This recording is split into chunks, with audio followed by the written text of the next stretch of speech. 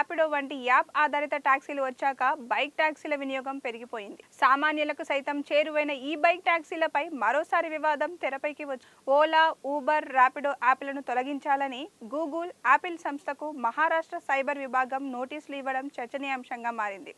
అక్రమంగా bike taxi కార్యకలాపాలు నిర్వహిస్తున్నారనే ఆరోపణలపై ఈ బైక్ టాక్సీ సేవలపై రాష్ట్ర ప్రభుత్వం తీసుకుంటున్న కఠిన చర్యల్లో భాగంగా ఈ పరిణామం చోటు చేసుకుంది. రాష్ట్రంలో నడుస్తున్న బైక్ టాక్సీ ప్లాట్ఫామ్లపై జోక్యం చేసుకోవాలని కోరుతూ మహారాష్ట్ర రవాణా శాఖ మంత్రి ప్రతాప్ సర్నాయక్ మే 12న సైబర్ విభాగానికి లేఖ రాశారు. ఈ లేఖ నేపథ్యంలో Maharashtra cyber additional director general of police కార్యాలయం మే 15 నాటికి నోటీసులను జారీ చేసింది.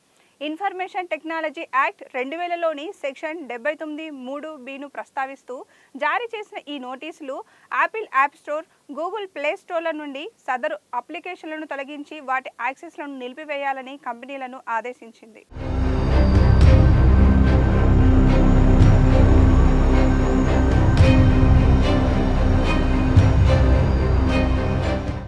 ఈ అప్లికేషన్ల ద్వారా నిర్వహించబడుతున్న బైక్ టాక్సీ సేవలు చట్ట విరుద్ధమని మహారాష్ట్ర సైబర్ విభాగం పేర్కొంది. రవాణా శాఖ నిర్దేశించిన నియమ నిబంధనలను, మోటారు వాహనాల చట్టంలోని నిబంధనలను పాటించకుండా, ప్రభుత్వం ఆమోదం లేకుండా ఈ ప్లాట్ఫామ్లు ప్రయాణికుల రవాణా సేవలు నిర్వహిస్తున్నాయని నోటీసుల్లో ఆరోపించారు. డ్రైవర్ వెరిఫికేషన్ విధానాలు, ఇన్సూరెన్స్ సేఫ్టీ, మహిళల భద్రతా చర్యలు, అత్యవసర స్పందన వ్యవస్థలో లోపం ఉందని, ఇటీవల కాలంలో ఈ అప్లికేషన్లో ఒకరిపై నమోదు చేసుకొని మరొకరి ద్వారా జరిగిన బైక్ టాక్సీ సేవ కారణంగా ఒక మహిళ మరణించిన తీవ్రమైన సంఘటన వెలుగులోకి వచ్చింది. దీనిపై క్రిమినల్ కేసు కూడా నమోదైందని నోటీసుల్లో పేర్కొన్నారు. అయితే కాన్సెప్ట్ పరంగా తాము బైక్ టాక్సీలకు వ్యతిరేకం కాదని, ప్రస్తుత సమస్య ఓలా, ఊబర్, ర్యాపిడో వంటి అగ్రిగేటర్లతోనే ఉందని సర్నాయక్ స్పష్టం చేశారు. కార్యకలాపాలను క్రమబద్ధీకరించడానికి అవసరమైన పత్రాలను సమర్పించడానికి తాత్కాలిక అనుమతులు ఇచ్చినప్పటికీ వారు మహారాష్ట్ర ఈవీ బైక్ టాక్సీ విధానాన్ని పాటించడంలో విఫలమయ్యారని తన లేఖలో ఆరోపించారు. పాలసీ కేవలం ఈవీ బైక్ టాక్సీలనే అనుమతిస్తున్నప్పటికీ రోడ్లపై వేలాది చట్టవిరుద్ధమైన పెట్రోల్తో నడిచే బైక్ టాక్సీలను నడుపుతున్నారని, ఆర్డీఓ తనిఖీల సమయంలో విధించే జరిమానాలను తామే తిరిగి చెల్లిస్తామని రైడర్లకు ర్యాపిడో సంస్థ ఒక కొత్త స్కీమ్ను పరిచయం చేసిందని సర్నాయక్ పేర్కొన్నారు. యాప్ ఆధారిత బైక్ టాక్సీ విధానం చట్టబద్ధతపై ఆయా రాష్ట్రాల్లో వివాదాలు కొనసాగుతున్నాయి.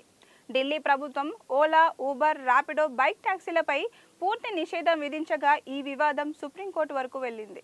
ప్రస్తుతం ఢిల్లీ ప్రభుత్వం కేవలం ఈవీ బైక్ టాక్సీలను మాత్రమే అనుమతించేలా కొత్త పాలసీని తీసుకొచ్చింది.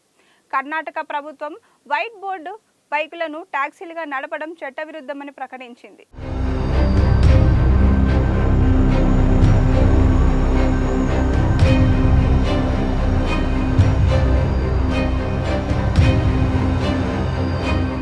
కేవలం ఎలక్ట్రిక్ బైక్ టాక్సీలకు మాత్రమే అనుమతిస్తూ పాలసీ తెచ్చినప్పటికీ ప్రైవేట్ పెట్రోల్ బైక్ టాక్సీల ఆపరేషన్లపై నిరంతరం సీజ్ చర్యలు, జరిమానాలు కొనసాగుతూనే ఉన్నాయి.